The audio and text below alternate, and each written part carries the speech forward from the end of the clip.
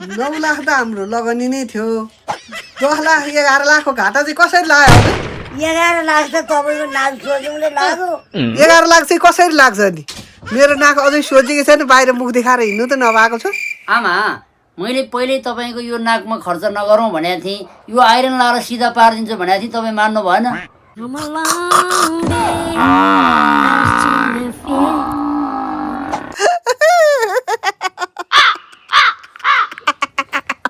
म पौडी खेल्न जान आँटेको, मेरो पौडी खेल्ने चस्मा खै हजुर? अघि प्याज काट्दा आँखा पोल्यो, अनि मैले हजुरको चस्मा लगाएको नि, स्विमिङ गर्ने चस्मा।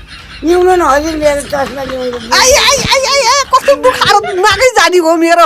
अहो हजुरले मेरो नाकै चुडाइदिएका, ठिक यो चस्मा नि कस्तो रहेछ।